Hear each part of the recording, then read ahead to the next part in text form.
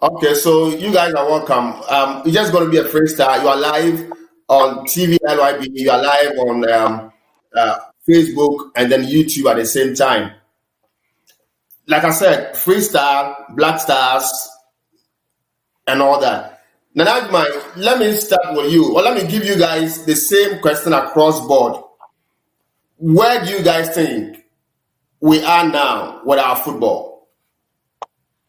Now, let me take it from you. We're on a life support machine. That's where the football is. It's on a life support machine. And it's been on a life support machine for many, many years. But we always look away when the truth confronts us. And then we fabricate so many things like we're going to win the cup, we're going to do this, we're going to do that. And we use it as a fig leaf to hide the true nature of what is really going on. So we're on life support. COVID has gone past us because what we're suffering from is even worse than COVID. So we're on a life support machine. We've got a situation where government says they own our national teams. I say that's not true.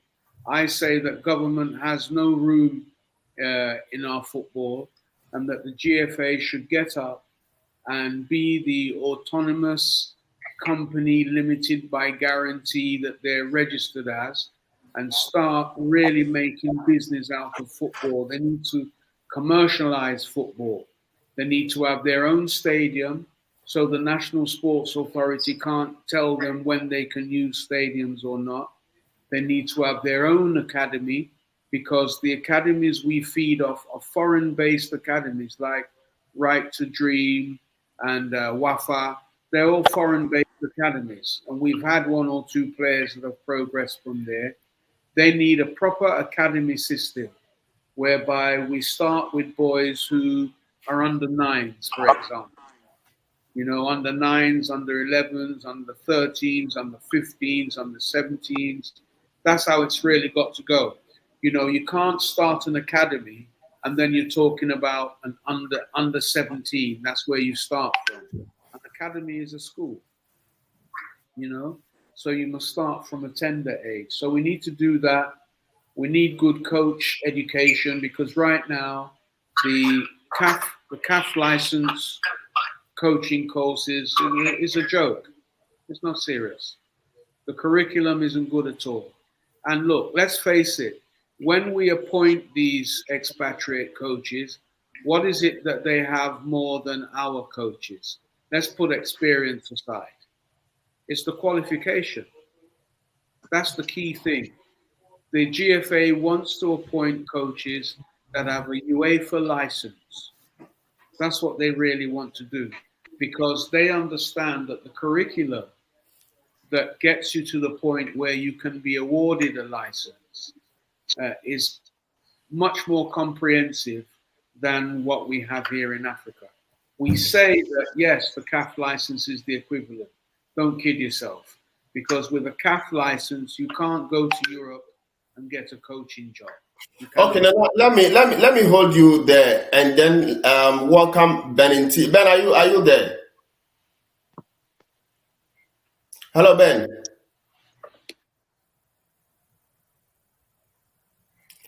Hello, Ben. Can you hear me?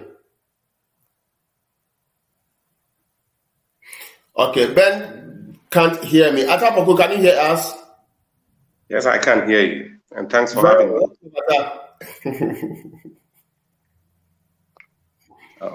Good evening, Nanajman. Evening. Ata, we are asking the question, where are we now with Ghana football? Nanajman says that we are on life support. I couldn't agree more with him, because as it stands, if you go to the FA and ask what is the policy direction for Ghana football, you wouldn't get some. And in the current terrain, if you don't have a football policy document that guides you, that directs you, and that lets you know the targets you set for yourself and how far you've achieved and what needs to be done and all that, you would be back to square one. So Yes, I agree. You look across, and it appears the under-20 winning the African Cup of Nations was an outlier compared to our other national teams. In recent times, we've hosted the African Women Championship. We couldn't make it out of our group. Our black princesses and maidens aren't doing any better. Yes, the princesses have gone to Uganda to win, but we know that the big girls on the continent currently doesn't include Uganda. And you come to the male national teams, under 17 failed in the WAFU qualification zone. We could not even get to the African Juvenile Championship. And the Black Stars, the least said about them, the better. And then there is a depth in technical expertise. The coaches we have, especially the Ghanaian ones currently, you ask yourself, compared to what we had in the past, do we still have what we used to have in the past? There too, you see that the numbers and the standards have both gone down. So yes, I agree with him that currently, in terms of policy, in terms of resource, in terms of direction, you wouldn't be far from right from saying that we are on life support. We indeed are. Well, Nana, before I come back to you, Atapoku, why are we where we are today? Well, three factors have come together to put us here. We overly harvested the Ben Kofi 5-year development plan without thinking about what would happen when it had gone stale. So there wasn't proper succession planning in terms of policy at the FA. It would interest our viewers to know that the Ghana Football Association Technical Directorate wasn't a creation of the Ghana Football Association, but rather an offshoot of funds that Ghana wanted to access from FIFA, for which they were instructed to get a technical director to be able to facilitate the accessing of the funds. So you find out Otia Kenten was the technical director. He was part of the normalization committee at some point, before the normalization committee itself was properly instituted by FIFA. So in terms of transition, it shouldn't have been difficult transiting from one regime into a transitional period and then handing over to the current regime. But as it stands, we don't have a football policy document.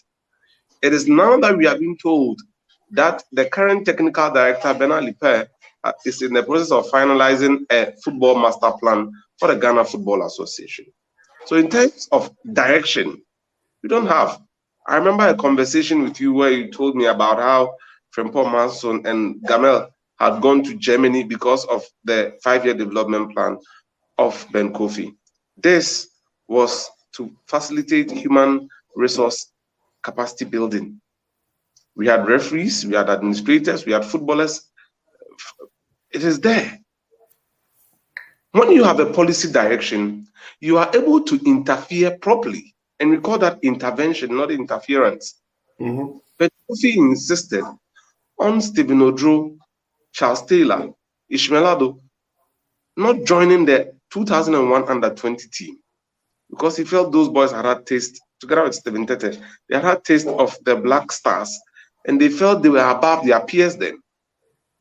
The boys that went to Argentina were quickly transited to the 2002 Nations Cup in Mali.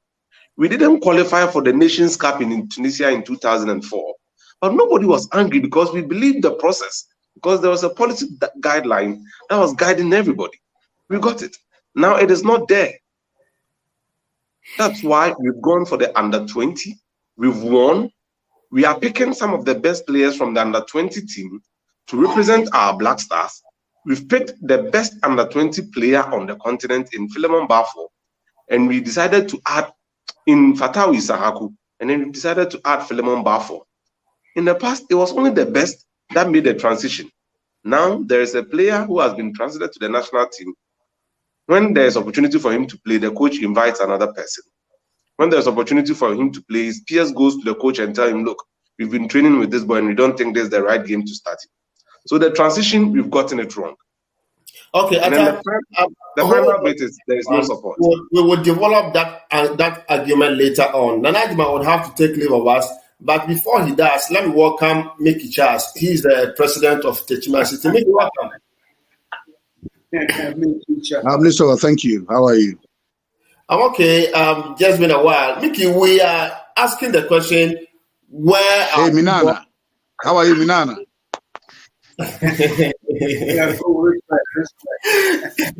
Hemp Nana. That is what it is now, Mickey.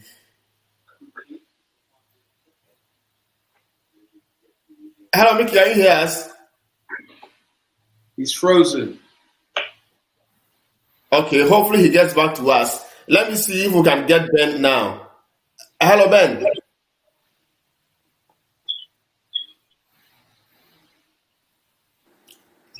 Hello, Ben. Okay, Nanajima, take it from there. No, well, I've heard some of what he said. I mean, I didn't know the history of the establishment of the technical directorate. That's something I'll put in my armory. I'm very interested to hear that. But you know, the Ghana Football Association is running itself as if it's a non-governmental organization, and really it's a business. You know, there's supposed to be a business coming out of this, a thriving business where money is turning over every day. They don't own their own stadium. They don't have their own academy. The blueprint is only just being written. You know, we're jumping from one short-term goal to the other. I mean, look at the coaches we've appointed, some time. They've not been appointed on merit. Kwesi Appiah, when he first came, he wasn't appointed on merit. He returned again, definitely not on merit. You've had C.K. Akuna, he wasn't appointed on merit. You know, even the selection of players, they're not selected on merit. There's no comprehensive selection criteria. There's no basis for the selection. I think my brother was talking about Philemon. Philemon, I forgot his surname. But anyway, he's a right fullback in Dreams, deputy captain or something like that. He walks in, he's had about 9 call-ups. He's never kicked a ball. And before we enter into the AFCON competition, he swans off somewhere to go and sign a contract and then returns to camp when they're in Cameroon 2 days before kickoff. He doesn't play any football at all. But the business has been done. The business has been done. The boy signed the contract and away he goes.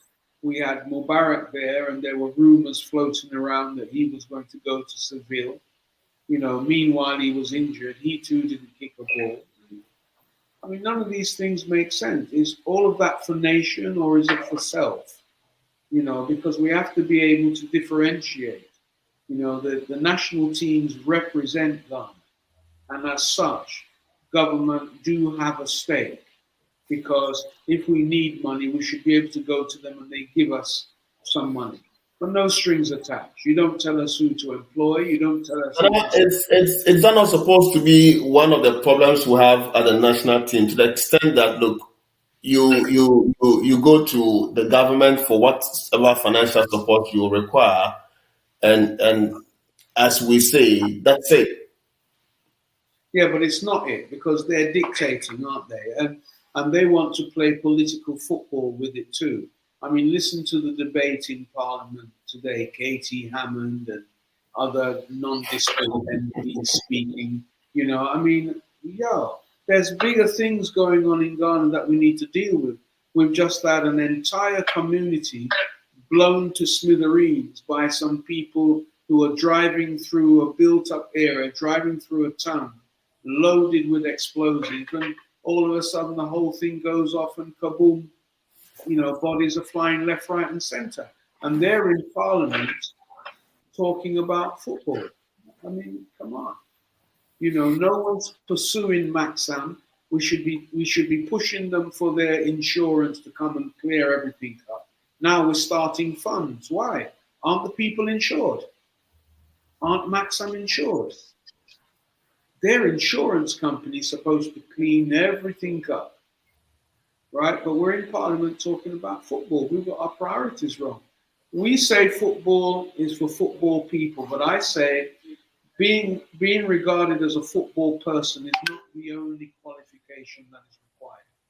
You've got administrators who are sitting there to pick a football coach, and then you've got politicians who are also non-technical now telling administrators that they should take a technical decision and sack a coach. The whole thing is messed up.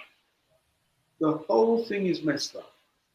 Nana, I have had a problem with the way things have remained from I think Brazil 2014. I don't know what you think, but I think that we are a part of the problem from our failure to implement some of the recommendations from the findings of the Jamefe Commission. What's your take on that? Because then if we had actually had the balls, the political will to, if you like, have taken decision on that, I'm sure that some of the problems we have today would have been solved then. What's your take on that? Well, they wouldn't necessarily have been solved, but it would have just been nice if we'd have followed through with the process by implementing many of the things. I'm not even sure we implemented one thing. Look, we're still carrying money in briefcases across borders, technical money laundering. The government and whoever, they were in Cameroon with all the money that was required to pay the players had they gone through and won the tournament. That's a lot of money. That's a lot of money. And, speaking of the money, there's no accountability, is there? Because we still don't know how much they brought to Cameroon. We still don't know how much they spent on having their holidays in Qatar, because it wasn't they weren't training or anything. It was a holiday, and the guys went shopping. So how much did they spend in Qatar? How much did they spend in Cameroon? Nobody knows. But then it came up in Parliament today, right? That's not what? How much we used? No, I don't. As in Parliament calling for the figures to be made public. Yes, but we shouldn't have to do that. It should be made public. You say the thing is for Ghana. We're going to invest in it. How much money are we investing in it? Government was attempting to raise $25 million US, and government said that they would take $10 million from their own coffers and put it in there. So how much of the 10 million have they used going on a holiday in Qatar for about 10 days or whenever? And how much did they use for Cameroon? How many supporters did they fly out? Where did those supporters stay? How much did it cost? I think they fly supporters, because I read a statement. Oh, they flew supporters.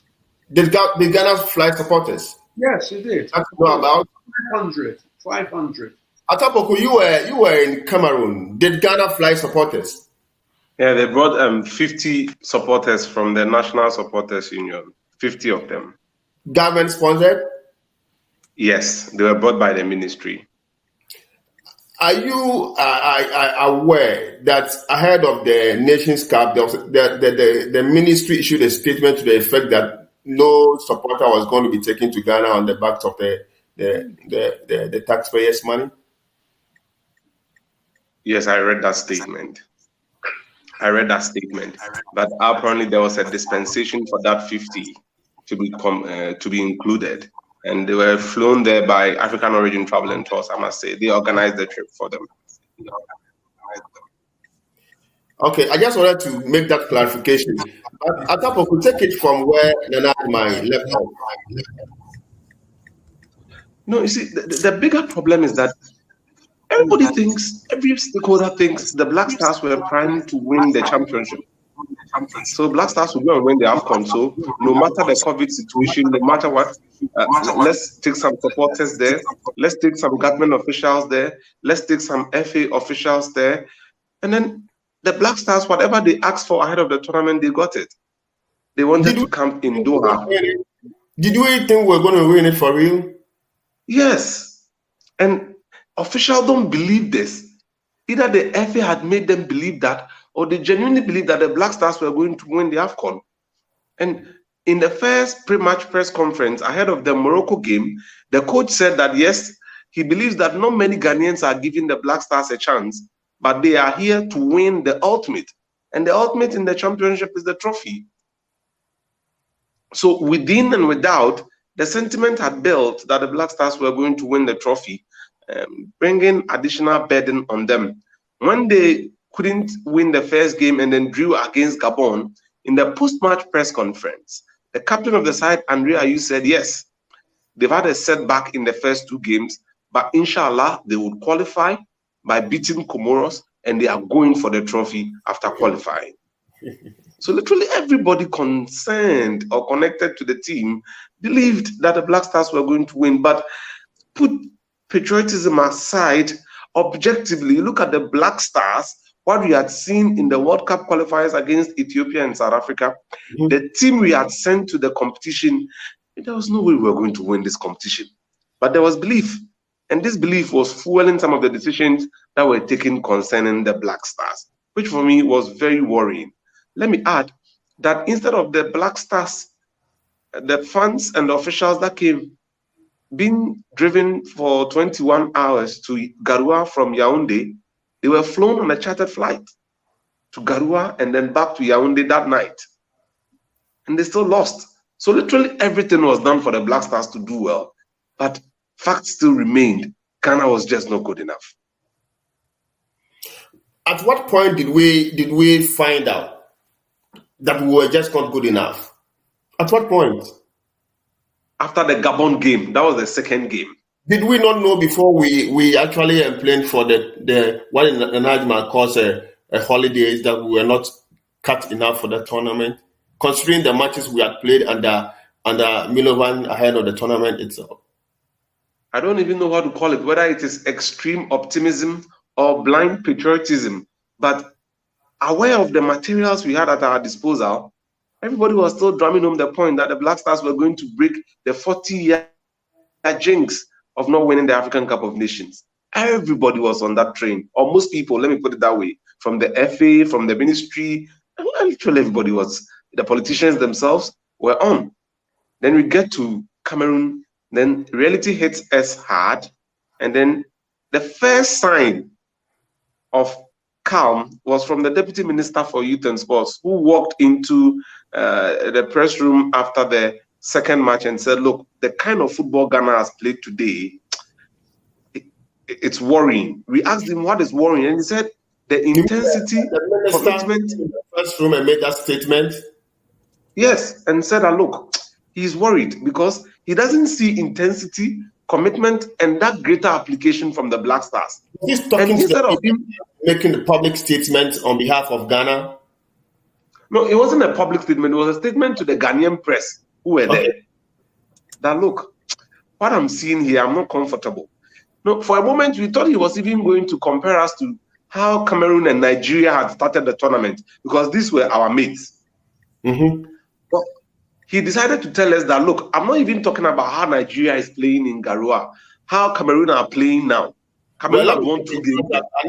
Anefi Agyeman has joined us, and very soon he will be part of the discussion. Anefi, welcome. Thank you, Englisto. Good, thank you. Just to acknowledge that you are with us. Atapoku, please go ahead. So he looks at us and then tells us, look, I've watched Equatorial Guinea, I've watched Malawi, I've watched Sierra Leone, and I've watched the Gambia. The way these teams are playing, I don't see that desire, that commitment, that application with the Black Stars. Then we all knew that, yes. Then we all knew that this was indeed going downhill. Because you're not even compared to the best. Right? Yes. Aside of the media, did we have any officials of the FA when he made those comments? No, the closest person there was Odro Safu. Okay. Odro Safu was close, and then Randy Abbey and Kurt Okreku were far behind. But they didn't hear him. But we were together with him right behind the Amadou Ahidjo Stadium. And I'm reliably informed that he met the executive council and the management committee at the Black Stars Hotel and told them that, yes, Gabon were not fair. They should have given us the ball back and all that. But he genuinely feels the Black Stars are not playing well. And we should find a way to address that. So even from our level, he took it to the team officials. Let me bring in Anefi. I'll come back to you and then sign off Nana Agyemang, and then we can have time. I'll sign off Nana Agyemang in a couple of minutes. But let me introduce Anefi. Anefi, good afternoon. Welcome once again. Good to have you. Thank you, Listo. Well, we are talking Ghana. We are talking Black Stars. The first question I've asked everybody is, where are we now as a nation? Well, Listo, well, if you ask me where are we now, I can't really understand your point, because we are out of the competition already and we've never, achieved the desired goal that we went for. Our main objective was to go to Cameroon and bring the trophy. That was a promise the entire team made to the Ghanaians. Yeah. Unfortunately, we went there and the scenario was entirely different. But for those who also initially thought Ghana looks more, capable of bringing the trophy to Ghana, to me, I would say it was a joke, because I watched Ghana against South Africa, both in Johannesburg and Accra. I watched Ghana against Ethiopia, both legs. I watched Ghana against Zimbabwe, both legs. And it tells you clearly we don't have a team. From the era of CK Akono to Milovan Rajevac, it tells you clearly we don't have a team. So me, for instance, I never thought Ghana would win. I was like, fine. Some of my guys I used to speak with, I told them, we are not going to win, but we will make it to the AFCON, but we can't win. But the best option would be like maybe progressing in our group, and then after the knockout, during the knockout stage, we can't survive against any opposition in the knockout stage. And unfortunately, even the group stages, we couldn't even progress to the knockout stage. So that tells you that we never prepared very well. Even though if we prepared, looking at the team's journey to Dubai or whatever, but the quality of stars we took to the competition, as my brother Tapoku was saying, the minister even said it, the desire to play better is not there. Indeed, it was not there. And I was surprised to see players like Partey. I asked myself, how did Partey got the opportunity to play for Arsenal? How did he got the opportunity to play for Atletico Madrid? How did Andre Ayew find himself playing in the Premiership some time ago? How did Jordan Ayew find himself playing for Crystal Palace? This guy, the guy at Daniel Amati, how did he got to Leicester City? So if you look at the pedigree of the clubs our boys are playing currently, and if you compare to the boys in Sierra Leone and Gambia, it's kind of, our boys were not serious.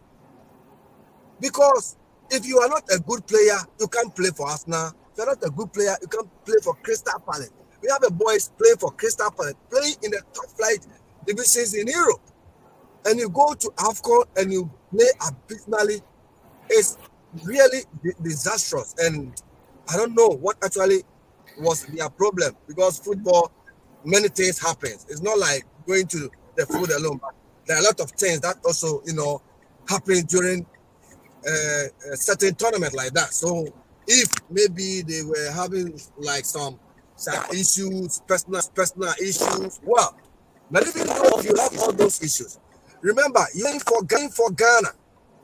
You are not playing for up. You are playing for Ghana. I'm looking for a possibility that playing for your country, you need to put more effort in play for your club, because that is where you were.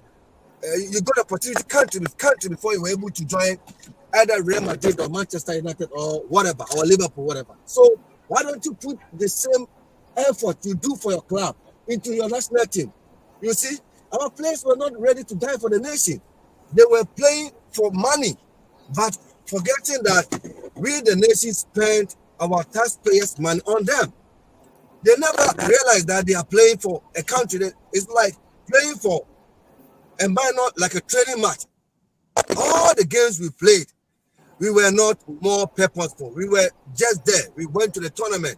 And even the video that I saw after the tournament tells me that our boys were not serious. We don't need these guys to lead us to any other tournament. Okay, Adefi, let me hold you now. Atapoka, go to the Najima. You have to leave us. Let me get done with the Najima, and then I'll get back to you and Adefi. Beniti and Macedon are going to join us later. But let's give the Najima some time to part with that. Najima, unfortunately, we got you signed in late. You are going to leave us. I'm sure we're going to have you again on another show. But tell us, what do you think our future is like as a football nation? The future of Ghana football? Well, it's quite grim. If we're not prepared to do the right thing, it's going to be very grim. You know, we thought that we could just pay Milo $30,000 and he would deliver things for us. I don't understand how we ever believed that we could win the cup. And the problem is you have the wrong people declaring it. You had administrators at the GFA saying, yes, we're going to win the trophy. You had politicians saying, yes, we're going to win the trophy. And the technical know-how that was there to really say whether we would win it or not was just singing along with the rest of the choir boys, even though he'd only just come back to the scene, even though he didn't have the players he wanted to have, because many of them, Salisu, Tawfiq, Lamti, and all these other players refused to play for Ghana. You know, so he knew he wouldn't have any of the quality, but he sang along because it was a free food ticket. Why wouldn't he sing along? It was easy money coming to Ghana because he knew the way we are, and he knew that if he couldn't deliver in AFCON, this is what would happen to him. He would get the sack, but he would still get a huge payout. And so it was just easy money. We couldn't even write a contract properly, whereby there were proper performance indicators, so that in case things went bad, he couldn't make the demands he's demanding on us now for a further $100,000. I mean, you can't trust these people with the football. They don't understand the game. They don't understand simple contract they couldn't even do. Simple contract they couldn't do. So for me, it's grim. Now we're chasing another thing, qualifying to the World Cup. You ask yourself why it's so important to qualify for the World Cup. Me and you attended the first World Cup that Ghana went to in Germany. Why is there so much of a must? We must go to the World Cup in Qatar when we know we're not ready. When we know that when we go to the World Cup, there's nothing we can do at the World Cup. There's absolutely nothing. What are we going there to do? I'll tell you what motivates us to go there. So the money we'll make. The money we'll make from the sale of tickets, the possibility of you know, putting our players in the shop window, and you know, it's nothing to do with, you know, that red, gold, and green flag with a black star in it. The motivation is completely different, because if we're honest to ourselves, you can't build a World Cup formidable side between now and March. And that's just to get you through the qualifiers. Then you've got the World Cup proper. You can't do it. It's not possible. Disgruntled people all around. You know, this thing about bringing back the love, it's definitely gone now. If it wasn't one before, it has long gone now. Long gone. You know, so the whole thing... Are we throwing our hands in despair and saying, look, let's wait to the next, say, 10, 15 years to see what comes up? No, well, you see, as Atupoku said before, we benefited from Ben Kofi's 5-year development plan. How can I be right? How did we actually benefit from it? Well, I don't think we did, because when we called those under-20 boys, it was by default, because many of our key players were injured at the time. So we had to resort back to those players who had won the 2009 FIFA World Cup, the under-20 FIFA World Cup. It was by default, not by design, because there wasn't no proper succession plan. And there never has been. You've never had a situation where an under 17 has moved from under 17 to under 20s and under 20s to under 23s, under 23s to local Black Star. Mm-hmm. In fact, what does local Black Star do? What do the under 23s do? Because they pop up now and again and then they disappear. Mm-hmm. You don't even see them.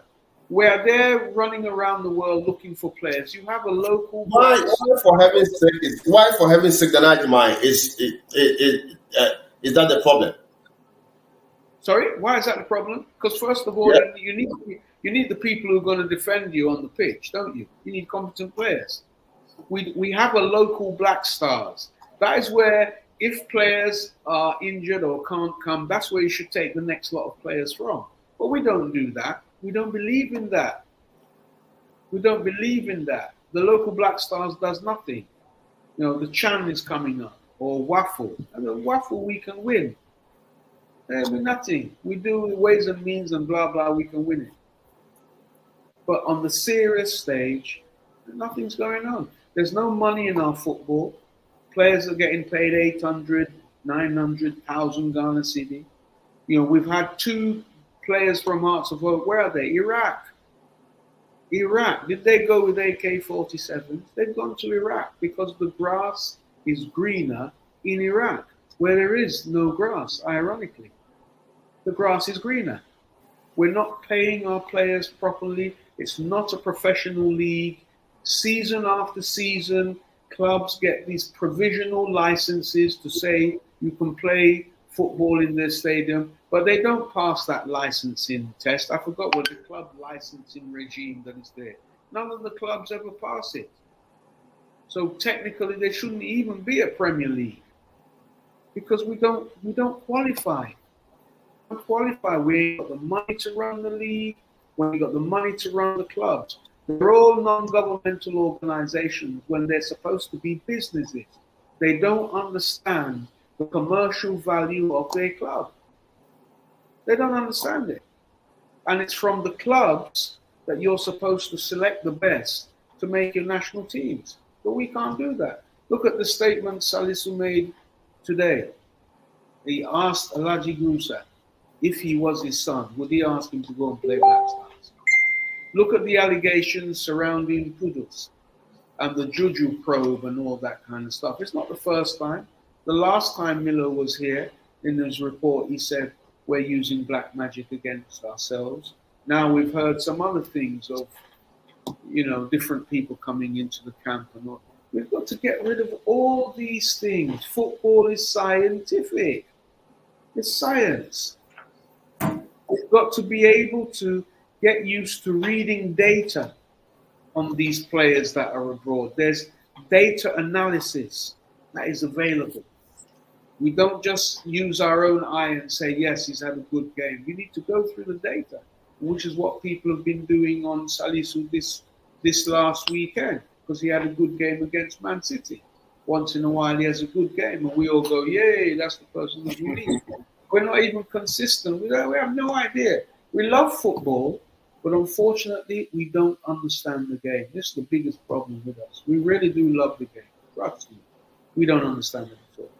You know, the technical director, with this guy, this German guy is there. It's bankrupt now. It was bankrupt when Ottier Kenti was there. They ignored him. They didn't do anything Ottier Kenti wanted to do because he was just put there, not by merit or anything, but just to keep him quiet and give him a salary, blah, blah, blah. We'll have him there, technical directorate. We'll wheel him out in a wheelchair when we need to show him, and then we'll wheel him back into the cupboard. Because literally his office was a cupboard.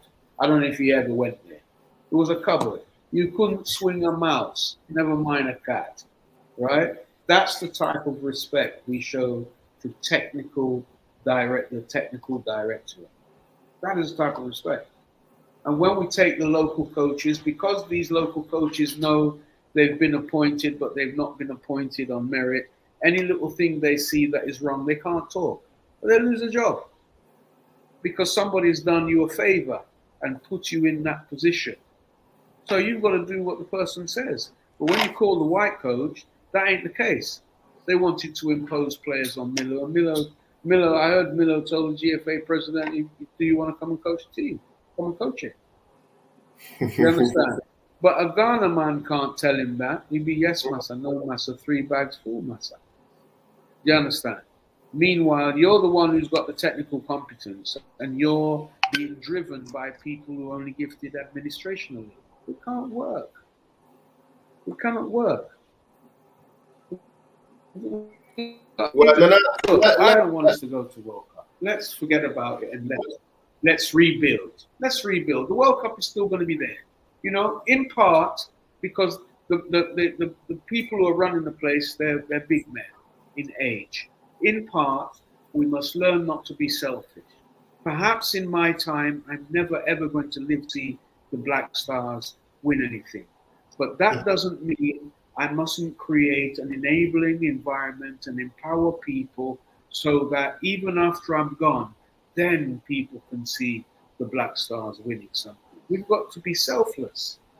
It's not going to happen in our lifetime right now. We've got to give it another 10 years. Forget the World Cup. I'm just talking about AFCON. I'm not talking about World Cup. I'm just talking about AFCON. You look at the Comoros, you look at the Gambia, you look at the Equatorial Guineas, you look at all these countries who were way behind us. They've overtaken us. Mm-hmm. When we had 4 wins, Cameroon had none. Nigeria, Cameroon, Australia, and all of those countries. Egypt probably about 2 or 3 or. And the funny thing is not just about we having had 4 ahead of all of them, but when we had our last of the 4, 1982 in Libya. Yeah. Well, you know, I mean, there's other countries in a similar situation, but the problem is that we always say we are the kings of African football, and then we go out there and perform like the paupers of African football. That's the problem. You can't use your mouth to play the game. And you've got these semi-illiterate football people who just get up and just declare anything. Oh, we're going to win the cup. And the problem is that we're such gullible people too. We also believe. It's Nana Adjumai is kind of rehashing what we have known. I mean, for all these many years, it's kind of a circle. You have followed the team. You were with the team in Cameroon. I still want to ask the question based on Nana Adjumai's intro of the fact that we are on life support as a football nation. Any hopes from what you saw? Because you followed the team around. Are we doing the same thing over and over again and expecting results, especially from what you just saw from in Cameroon? Absolutely, yes. We are doing the same old things, and we are expecting the Black Stars to win every single time. Now, you take the Ghana Football Association delegation that was in Cameroon. In a meeting between the management committee and members of the executive committee of the FA who were there, they were divided. Half of the people believed that the Black Stars were capable of winning the African Cup of Nations.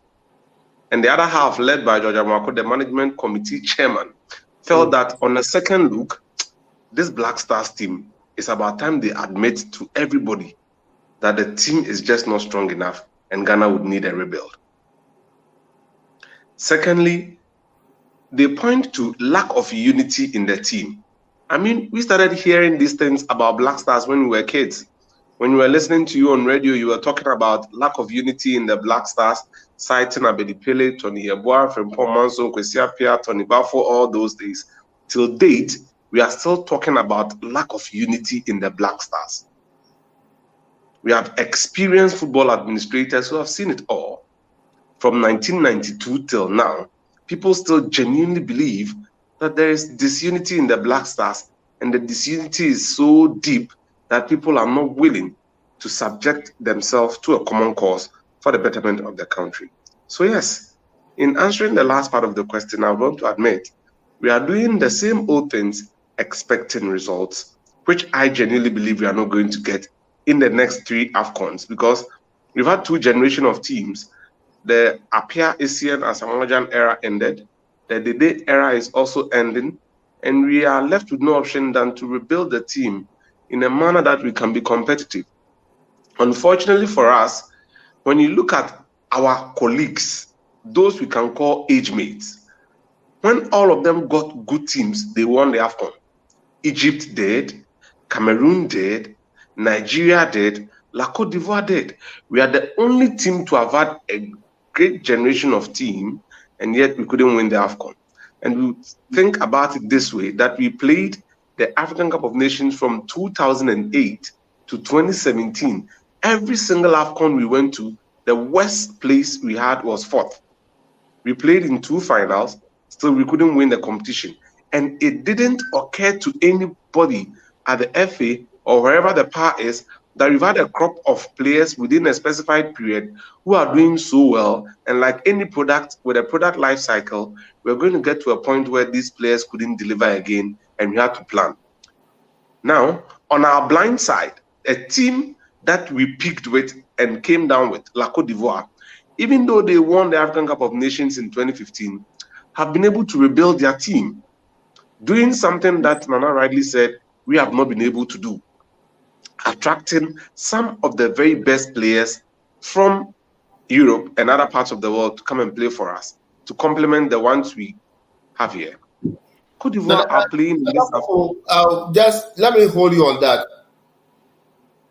I'm reading stories about why some of these players have refused to join the Black Stars.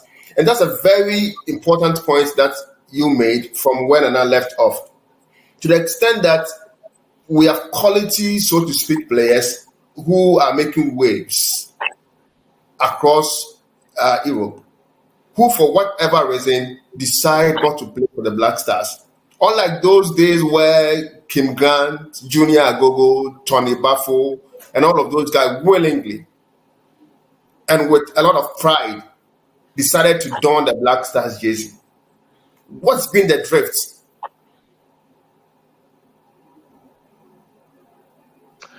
Well, from where I sit, I feel that there hasn't been the right consultation.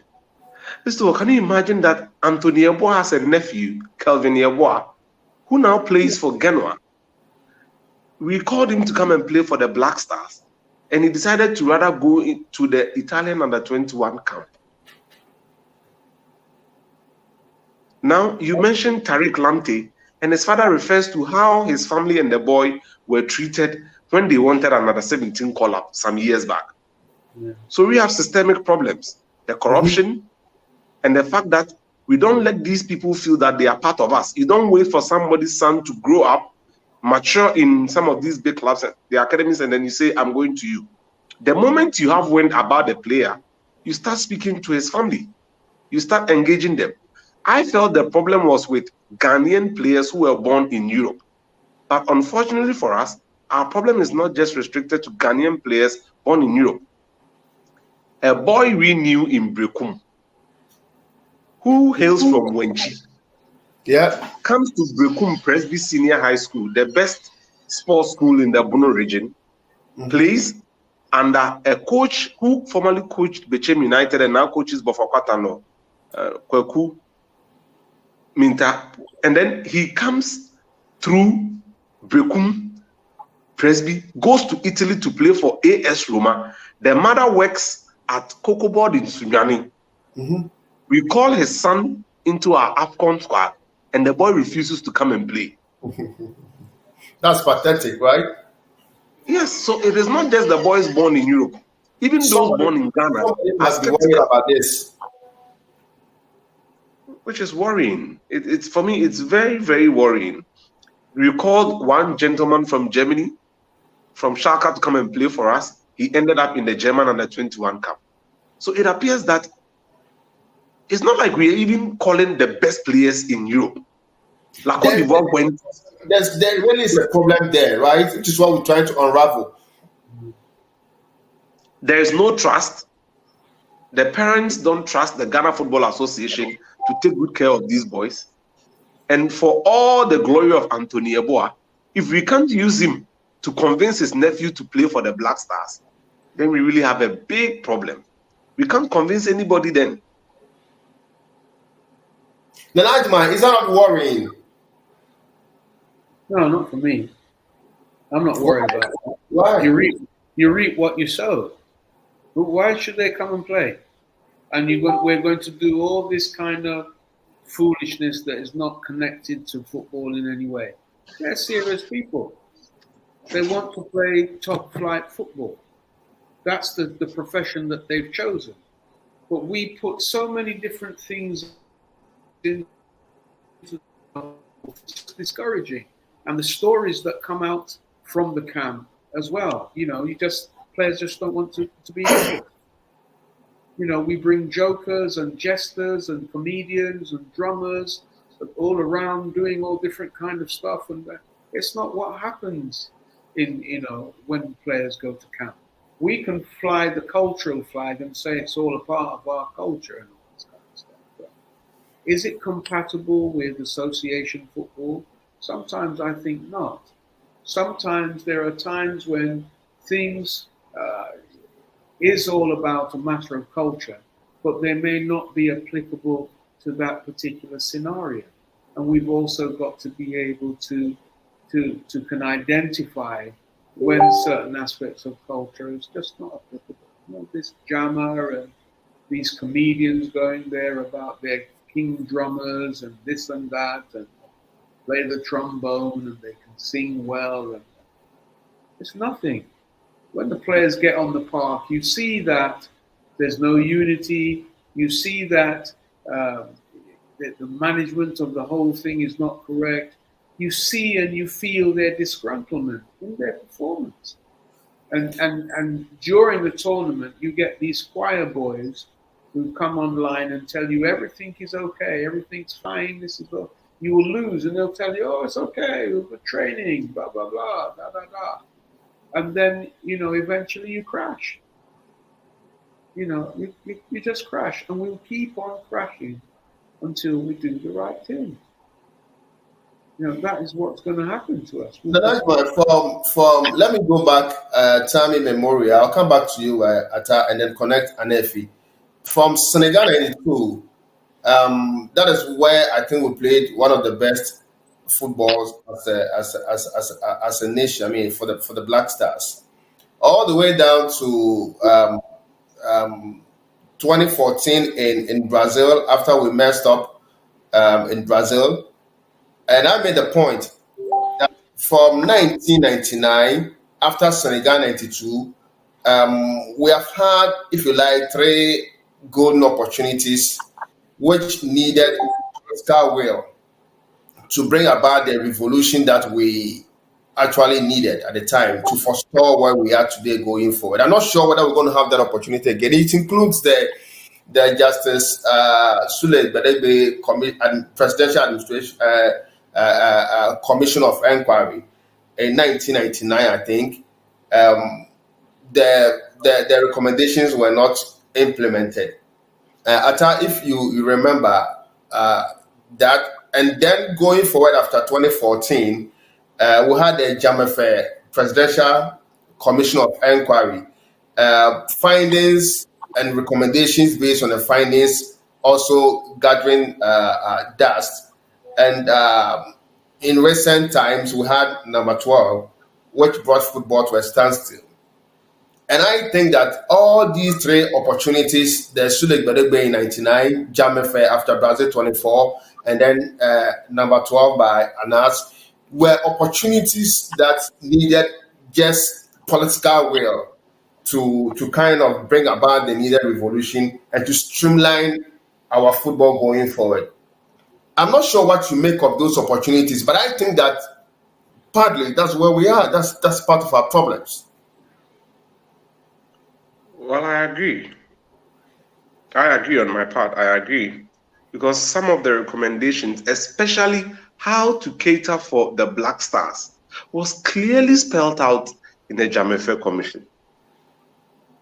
Now, ahead of a crucial game, which was going to determine whether Ghana would qualify to the next stage of the African Cup of Nations, the conversation back home was about the $30,000 qualification bonus for each Black Stars player and the $60,000 that the coach Milovan Rajevac was going to get. Clearly, But we have not learned lessons. before the game against Comoros, right? Yes. Okay, go ahead. The conversation back home was about the money. Yeah. And strangely, the FA believed that the Ghana Black Stars were going to get $30,000 each, and the coach was going to get double of that. And the ministry was also briefing people that, look, Black Stars get $5,000 per match. That's their winning bonus. And even in this competition, we won't give them 15,000 for qualifying because you can't beat Comoros alone and then get 15,000. They've not played well. So if they beat Comoros, you would give each player $5,000. Now, the ministry felt that the FA had leaked this information because as at the time they were about playing Comoros, the appearance fee had not been paid. All they were on was on per diems. Do we by chance know what the appearance fee was like before the tournament? Did it come? Yes, they had not. Unfortunately, they had not received it in Qatar, and they had not received it thus far in Cameroon. Do you know how much they were expected to receive? $20,000 per head. Say again. $20,000 per head. Okay, all right, okay, then go ahead, Atta. So there was mistrust again about money. But when you read the Jamefe Commission report, it had spelled out clearly how money should be treated in relation to the Black Stars. Have we learned our lessons? No. The ministry claims that Black Stars are paid the equivalent of $5,000 in cedis into their Cedi account. And if it requires that someone else's family or relative comes for the money, the person comes with an authorization note and then the money will be given to the person or the check will be given to the person. But here we are giving them $150 a day as per diem. And that money was paid in dollars. So did we take advantage of the opportunity? No. What did that start from? The $150, did it start from the training tour or just the tournament? No, both at the training tour and at the tournament, each player was given $150 a day as per diem. Wow. I didn't know that. Did you know that? Well, I thought it was more. Oh, really? Yeah, I thought it was more than I thought it was $500 a day. A day? Well, they're footballers. Yeah, well, the chief accountant, Bosman Treneboa, was there, and he told them that each one was entitled to $150. And the funny thing is, this thing came out through bizarre circumstances. Listen, well, you can't believe it. Since you've been with the Black Stars security is catered for by the national security. Yeah. So whenever the Black Stars are traveling, they have national security operatives. I know that for a fact. Now, this time round, we had the national security operatives there, and the FA president's personal bodyguard was also part of the security detail. Did you say FA president's personal bodyguard? Yes, his personal bodyguard is called Black Stars as a national team? Yes, he was part of the security detail. And I'll send you a photograph of him ushering the team to their pre-match press conference against Morocco. Wow.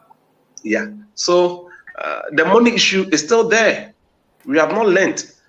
One of the things we learned from number 12 was management committee and their role in collapse.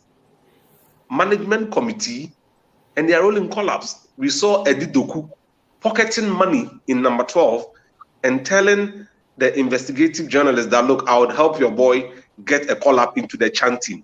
He was the management committee chairman of the CHAN team. Nana Ajman and many people have drummed home this point that management committee is nothing but job for the boys. We didn't believe it. Post number 12, we have a new regime. We go into a major tournament. We have a management committee chairman in George Amwako. And you wouldn't believe this, Listowell. When we got to Cameroon on Wednesday, before Black Stars arrived on Sunday, there was no management committee member on the ground. Black Stars had no advance party to go and look at what was happening in Cameroon. Now, this is they were in Doha, Qatar. Oh, so they were left behind, and the team went ahead of the management committee. The team was with the management committee and they came together to Qatar. But the ministry sent an advance party led by Samson Dean to go and look at their hotel again because CK Akono had complained during the draw when he was still coach that the hotel wasn't good enough for Ghana. Lo and behold, they went there, found out the hotel wasn't suitable, and it was Samson Dean and the Deputy Minister of Sports who roamed the streets of Yaoundé from 1 a.m. to 6 a.m. looking for a better hotel for them. They didn't get any. Black Stars came and went into that hotel. That hotel was given to Morocco. They rejected it. They had an advance party. The advance party got them a hotel together with Comoros. They paid for the rest of the rooms and made sure that the nightclub in the hotel was shut down. Gabon did same, rejected the hotel. Ghana comes in, moves straight into the hotel, and there's an active nightclub, and the hotel was housing Ghana and Ethiopia. So it was more or less like a public space. There are so many people visiting the nightclubs, you couldn't stop them because the planning was poor. So post number 12, management committees are still in vogue. Players are being called up, like Nana rightly said. Philemon Balfour, aside not being good enough, left to go and sign a contract in Portugal and only joined his colleagues 2 days to the start of the competition. We took 6 players who were not fit. 2 of them came out publicly, David Abagna and Mubarak Wakasu. But 6 of these players were not fit, but they were part of the 28, which for me wasn't good enough. So yes, we really missed a good opportunity to make things happen post number 12, but we failed to utilize it. We missed a good opportunity post Jamefe. We failed to utilize it. For the Gbadegbe one, I'll leave you to the elders because I was that young. I know. Before you leave us, I know if you join us, but before you leave us, we've been holding you for all this one. Thank you so much for your patience and for your respect. But before you leave us, what's your final message to us? I know if he's going to join us very soon. Well, you guys are enjoying in the States. Me, I'm here to stay. I mean, I'm waiting for you. You and I have a date. Supposed to be here right now. I'm married to Ghana, so it's till death do us part. I mean, we've still got a very long way to go. We've got issues in our media as well because we don't behave professionally. You have those who just go along. They jump in various camps. And even when the emperor is naked, they swear he's got a pinstripe suit on. So the media doesn't help either. We just got a long way to go. I mean, I don't know if I'll ever see the Black Stars come off a plane with a trophy unless they buy it in the duty free.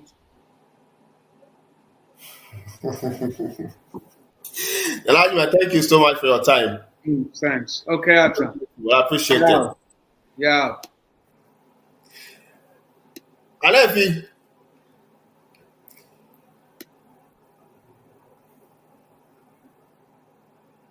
Yes, Alefi.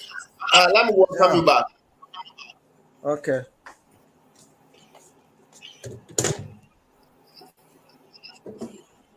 Yeah, can you hear me?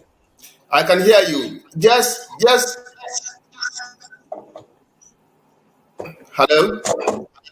Yeah, I did hear you. Go ahead. Yes, and if you tell us, a couple who has been giving us a vivid account of how pathetic our story was like in Cameroon. We are asking any hope for the future of the Black Stars? Because it looks like it's a cycle. It goes around and comes around. The story has been same from I think the last World Cup in Brazil. Nothing really seems to have changed. Fast forward, the changes that we have had to make with regards to our technical direction.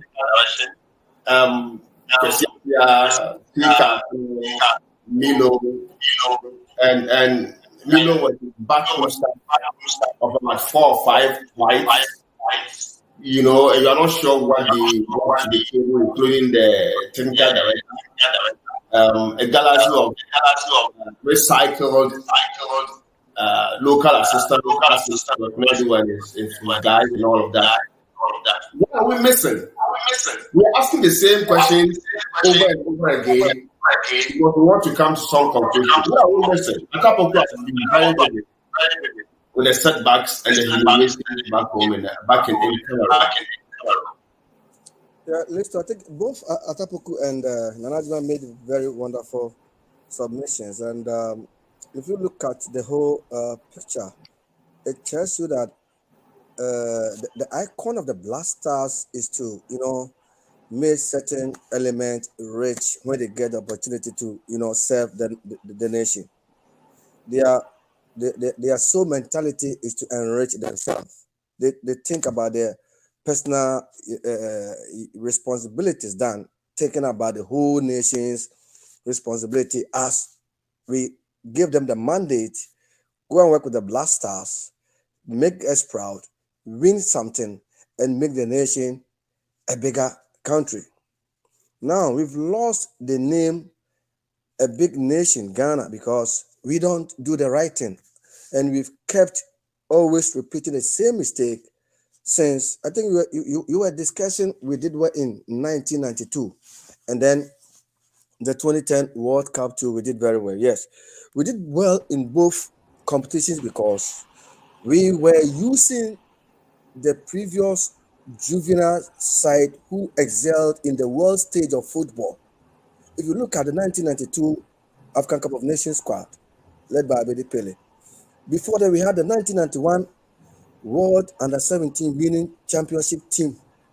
Most of the players were representing in the Black Stars. You can talk of Neil Lamte, Isaac Asare, Mohamed Gago.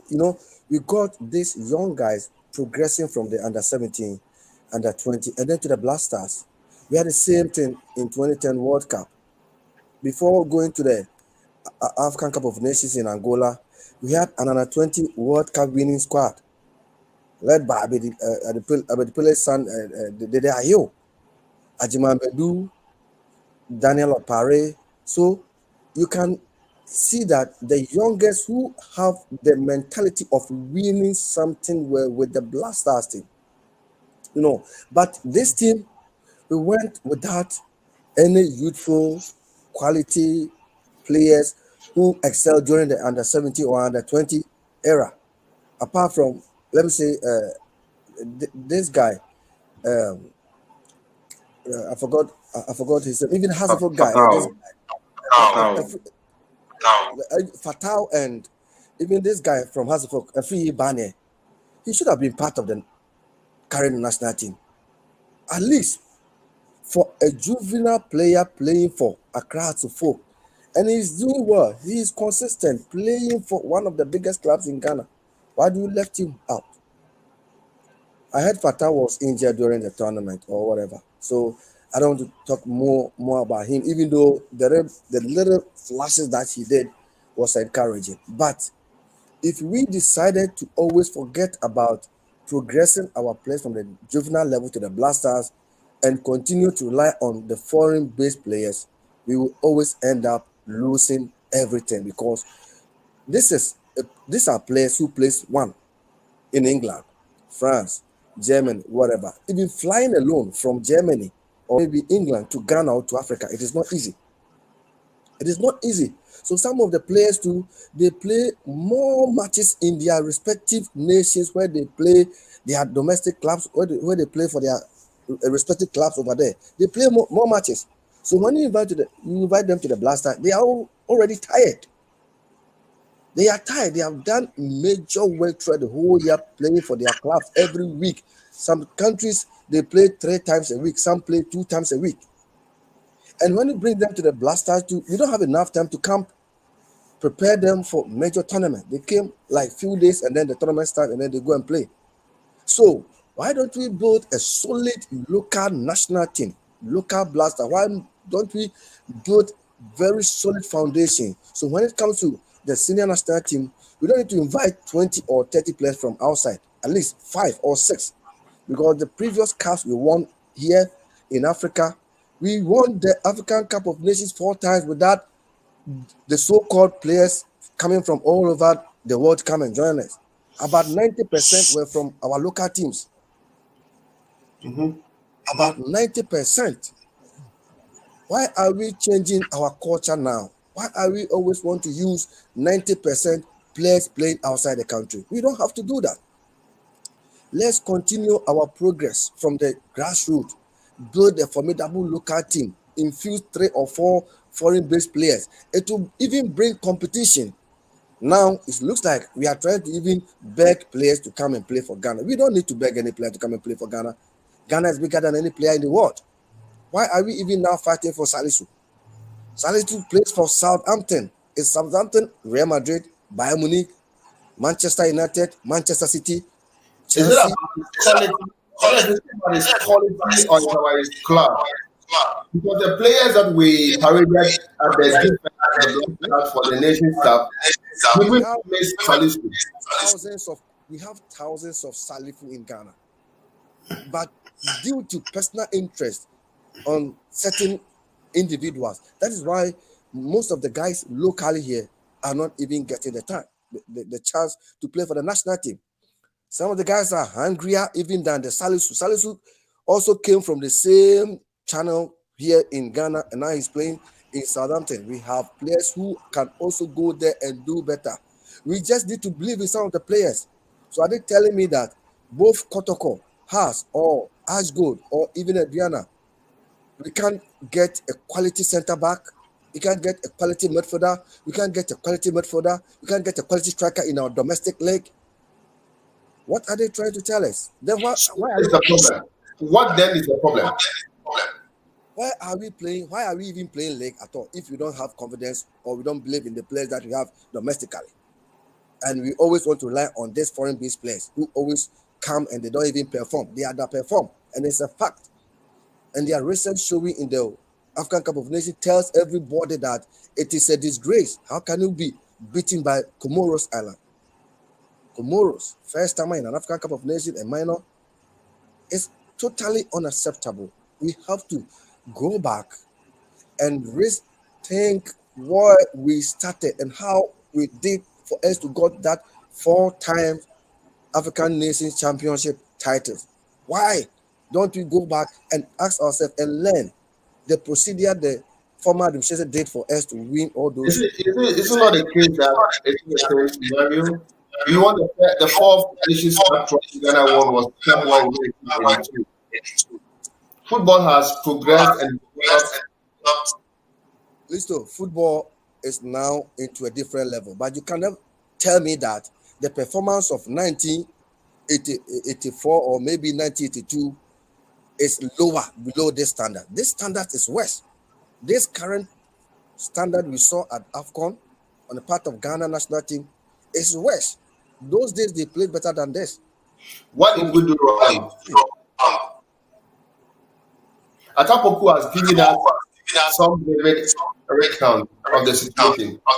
But from what you said, where did we go wrong? Because the players were thinking about themselves, not for the nation, because they went for money. So are you telling me? But the FA president has said players did not come to play for money. According to they never talk money.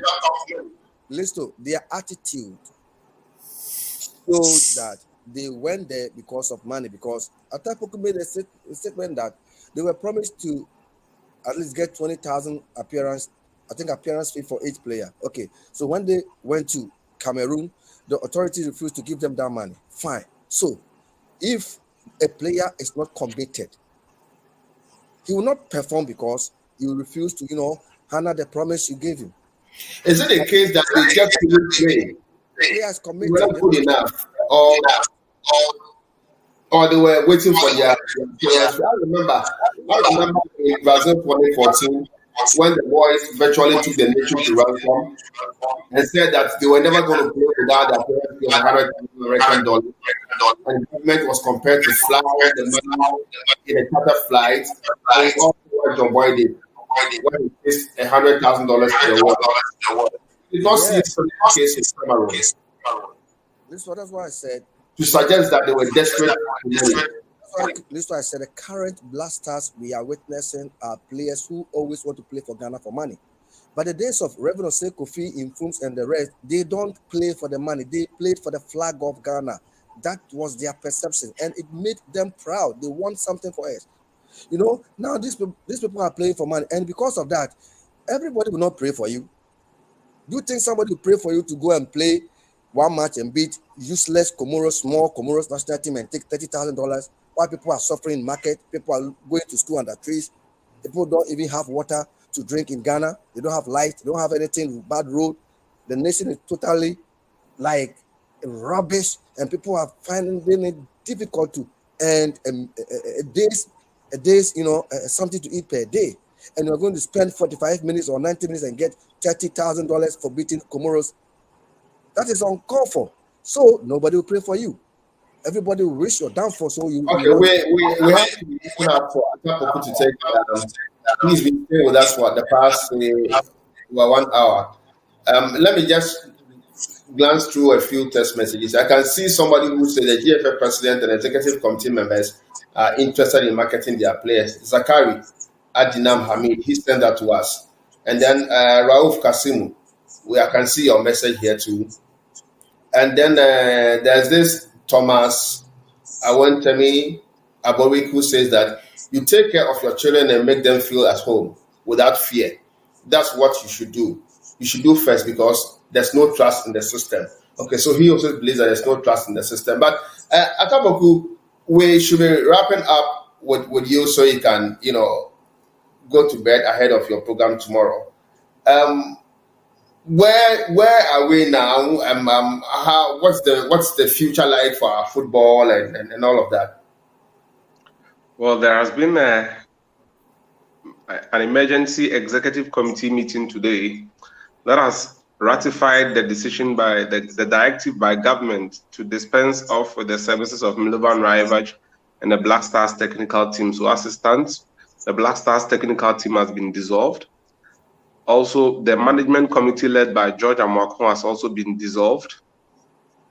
So currently, we are at a phase where we are trying to get coaches to take over the national team for the period where we'll be playing Nigeria in the World Cup qualifiers. And then depending on how that goes, a substantive appointment is made. We have been reliably informed it's going to be local, and many have tipped a combination of Otoado and Ibrahim Tanko to take the reins for the period.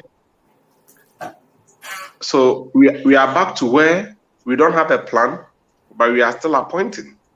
They say we dismissed Sika Kono when we didn't have a coach. Absolutely. That's exactly what we are doing. So it borders down to your earlier statement that, look, we are doing the same things and we are looking for a different result. We saw Nigeria, they are not going to be a pushover. They came to the AFCON with a depleted team. And the depletion wasn't just ordinary bench warmers. There were active starters in their team who didn't play. Victor Osimhen is at Napoli. He's one of the best. He didn't come. Etebo is at Watford. He didn't come. Dennis is at Watford. He didn't come. So Nigeria have firepower. Do we have a plan?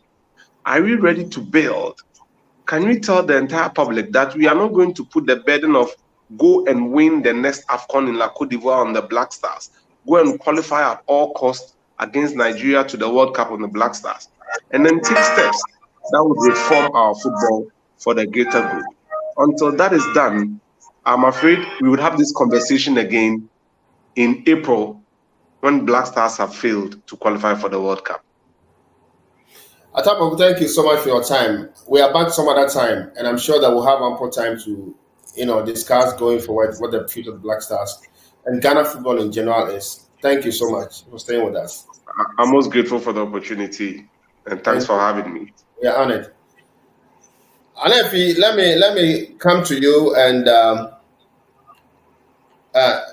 see where you and I can wrap up in the next couple of minutes.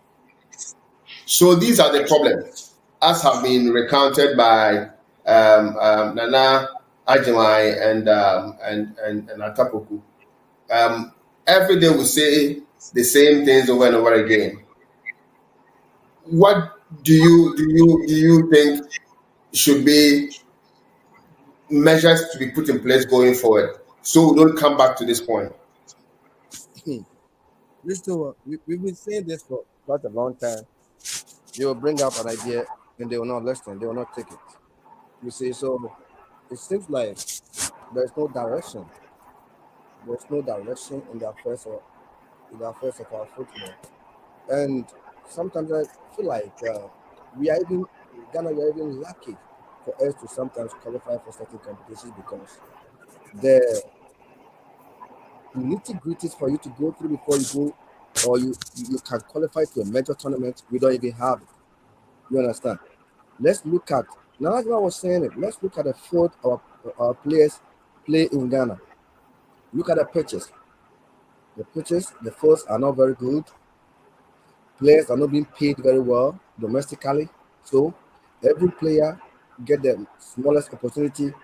The player can go to Namibia and play professional football. Player can go to what do you call it, Iraq and play. Some of them go to Tanzania and play. And you can't use a depleted national select side to win a major tournament. At least we need to give the players back home huge sum of money. We have to pay them well so that they can stay domestically and play for us. If the government cannot help in putting money into the coffers of the FA, the clubs also need to seek their own sponsorship. Let's visit the companies. Let's tax them. We should do special monitoring, visit them, encourage them, talk to them, let them come on board and then invest in your team. Most of the clubs in Ghana are one-man show. Let's look at Alhaji Grocer, for instance. He's a sole proprietor running King Faisal. How much is he going to earn, and how much will he be able to pay? Probably like 30 or 40 players King Faisal have. Apart from Haas and Kotoko, who command the biggest supporting base in Ghana, plus quality stakeholders who have the money to support the club, all the rest are struggling. Brecum Chelsea, Ash Gold, Wafa, all the clubs. So if a nation like Ghana, we are struggling to organize our domestic league, put more money in it, how can we make a better national team? So we need to start going back to the drawing board, build a solid local foundation, made our players proud, let them get quality pay so that they can feel better playing in Ghana. They don't have to rush, go to outside and sit. Sometimes some of the players go outside there and sit on the bed. They don't even find a club to play. We also need to build a local national team. I've said it. We don't have to waste the talent. We need to build from the under 17, under 20, under 23, and to the blaster. We need the consistent. We must be consistent. You don't have to be changing players every now and then. Anytime Blasters have a tournament, we invite new players. Anytime Blasters have a tournament, we invite new players. And how long are we going to continue to do this? That is my point. How long are we going to continue to bring on board a new national team? That's a problem. That's a very important point, NFP, that you raised. Every tournament we have new players, and sometimes it becomes like even every game. If we are playing against Somalia, we will select a new blaster players. We play against Nigeria, we bring on board 3 or 4 new players. We play against Sudan, 2 or 3 new players. So every day we don't have the consistent national team to play against any national opposition. So listen, our problems are huge. And going forward is the World Cup. That is our next destination. And we are supposed to play a 2-leg game against Nigeria. For now, we don't need to do major changes. One, we've gone through a basket procedure during the African Cup of Nations. At least they should infuse some local boys into the current squad. Let them compete with them. At least we should get like 4 or 5 local based players, and then we blend them to this current type of players that we have. Let's groom them for some few minutes because we don't have much time before we go ahead and play Nigeria. So as soon as possible, we need to assemble the local players that we have there and start camping them. They should start a national or Black Star training ahead of that two-leg games. So when the foreign guys come on board, we already have maybe at least 11 local guys who can also join them. And then we prepare a team against Nigeria. We are lucky we got a cheaper nation playing against Nigeria, the cheapest team, because Ghana, we have better head-to-head competition against Nigeria. Apart from Nigeria female always beating the Ghana female. But when we talk of football, the level, the stars level, senior level, Nigeria can't match Ghana. If it is under 17 or under 25, they are sometimes ahead. But Black Stars, Nigeria is not bigger than Ghana. So we got a cheaper side playing against Nigeria. So if we do the right thing, this one, we can win Nigeria and go to the World Cup and then represent Africa. But if we don't do the right thing, we can't find ourselves in Qatar. Well, and if it comes back to the fear of the unknown, to the extent that, look, Nigeria also got kicked out at the 1/16 stage. Connoisseurs of the game, pundits of the game, have held opinion that, look, Nigeria-Ghana games are like protocol Hearts of Oak games, and that form guide plays no role at all. Yeah. But if you look at the Nigerian team, they look more rehearsed and more composed than our team. If the performance in Cameroon was yardstick, it's anything to go by. Now, just before Atapoku left us, he made us understand that there was this meeting between the FA and the ministry. The outcome of the meeting included the fact that the Black Stars Management Committee has been disbanded, that is dissolved. The technical team has been disbanded, is dissolved. And therefore, the Black Stars are open now.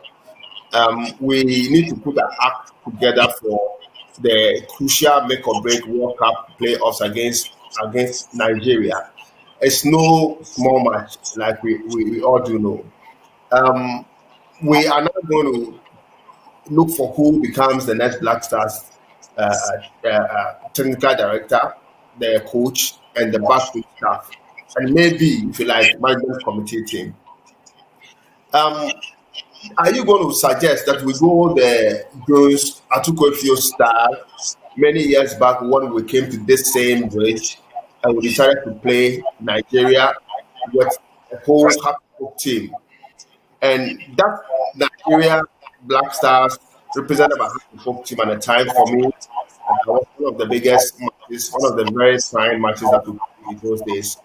Do we go that route of say, look, local Black Stars, let's do the local Black Stars, local coaches, put them together, go play Nigeria, and then beyond that, whatever the results would be, we just have to start thinking about the future of the Black Stars? Or you think that we should still depend, rely, and look up to the, if you like, the Galacticos, the professional Black Stars players abroad? Because we need an immediate solution going forward ahead of the game against Nigeria. What will be your suggestion? Well, if you remember, we don't have the same quality the late Cesar Jones Atukwe had when he used at least majority of the folks. No, that. Yeah, I think on that time, I think apart from the Bafo Jan, he was the only guy who came from outside the country. We don't have such quality in our domestic games now. Because Hearts of Oak, I would say they are rebuilding. I can see Kotoko to rebuilding. So what we need to do is at least get 2 players or 3 players each from the clubs that we have, the current clubs that are playing the Premiership, and then some qualities we also have either in the Division 2 or Division 1, and then we can bring the committed players among the rest who failed us in the just championship in Cameroon. How many can you name? I can name Jiku, I can name Tre, I can name Amate. I think, yes, few of those boys, and I can name Isaku from Dreams FC. who showed some promise. Of the players who played in the 3 games in Cameroon, I don't Yeah, know. I think you are right because the goalkeeper, I don't think he's good enough to play for the Black Stars. I'll prefer we give chance to the House of Folk goalkeeper or Danlad of Kotoko. Well, Danlad is a national asset. He was with under 17 and then to the under 20. So now he's more mature and then experienced because he's been on the international stage for a while, playing in the under 17 competition, under 20 competition is enough. Also, the House of Folk keeper to at least we've seen a lot from him during the local league, and then also he's been with the Phobians during the African Cup campaign. So at least a little bit of exposure, he got it. So we can also get a better right back. I think now I don't think Andy Yadom is a better right back for Ghana. We can go and bring maybe Jeffrey Schlupp to be on the right side against Nigeria. And then on the left side too, Baba Rahman too. I didn't see much from him during this tournament. You can invite other Harrison Affle because Harrison is still good, he's still playing. Jiku is good. Jiku, he did very well. He can still maintain his place in the team. We need at least another quality center back too. I think they can look up to the local league and then find somebody from the local league, or they can go in for John Boy. He's still doing very well. John Boy has been the last out for a longer period, so he have the experience to play against a team like Nigeria. Yeah, and then the midfield too, we lost the creativity because Kudus Mohammed was not there. Maybe in our game against Nigeria, Kudus will come. It's okay. Akutu, we pray he don't get any injury ahead of that game. He's also a fantastic player. And we also need to give some players a chance. The former Kotoko striker, Kwame Poku. Who is in Tunisia now? Yeah, we need to give him a chance because Jordan, I think enough is enough. Jordan, he's not impressive. Too many opportunities. But it's still not the Jordan that we are expecting. So, and Dede Ayetu is getting older, but we still need him in the team because his inspirational aspect in the team is quite fantastic. So I think we still need that guy in the team. We can also look elsewhere and see if we can also find other quality players from the Division 1 league because some of the teams are doing very well. The Division 1 teams, we don't have to overrule them all the time. We need to look, because this is a national team, we have the opportunity to play every player, regardless where he plays.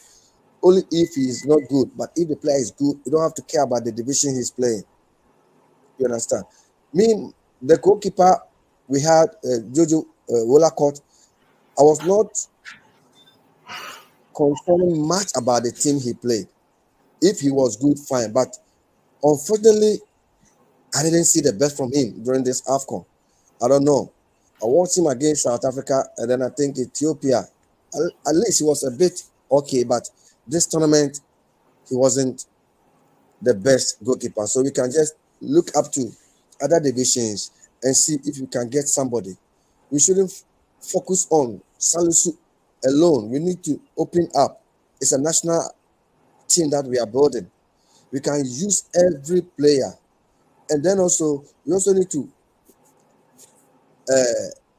lower our expectations all the time. You don't always need to be like the Black Stars is too good and we are going to win every match. No, we put too much expectations on our mindset. So when we go and things doesn't work, it becomes a problem.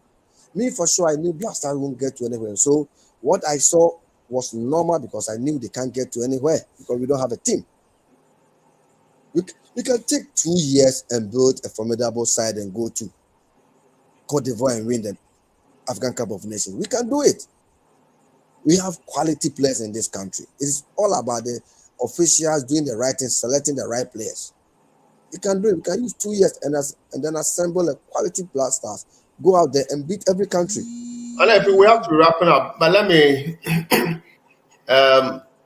Well, Felix has sent you a message, and if he says good evening to you, Okay, thank you. he just tuned in, and so he's listening to you. But just before we wrap up, what will be your sign off message? We are back here, God willing, another time tomorrow to continue our discussions. But for tonight, Well, my final message is, I think it is high time the authorities of the Blasters forget about always hiring an expatriate coach to coach the Blasters, because history tells us all previous 4 cups we won were won by domestic coaches. So basically, the picture tells you clearly that our ability to continue the same procedure will help us clinch another title. But if we decide to abandon our local coaches and always go for the expatriate coaches who always get bigger pay, and at the end of the day, they don't put us anywhere. We need to give the local coaches to the chance.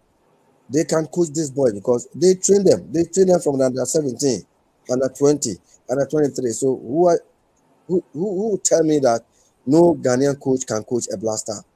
Blaster always appears to me as the cheapest job in the world, because you don't buy a player to play for the Blasters. You select the best, and any player who is eligible to play for Ghana, you can get that player.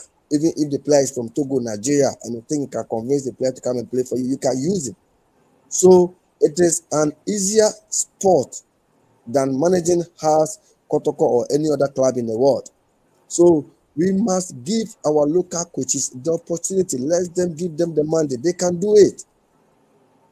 They can do it. We've seen some of them winning the same trophy, Ben Kofi or some Dudus, and the rest. We've seen them. So are they trying to tell us that we don't have any better local coach in Ghana?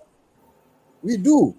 But because we don't have the confidence in them, that is why we are always struggling to make amends. But if we give them the mandate, give them the support, pay them good, they can do the job very good for us. So I think this is what I have for everybody. Thank you very much, Mr. Webb, for giving me the opportunity today. well, thank you, Anefi. I'm sure that we will be back here with you some other time. Thank you, all of you viewers and listeners to TV LYB. This one, we call it Ghana in the Eyes of God. It's not just about football. It's about several other things related to Ghana and how we can contribute our quota going forward to ensuring that we better a lot of this country. Let me thank those of you who joined us: Zachary, Raouf, Aborik, Mialo, and Felix. Thank you so much for joining us.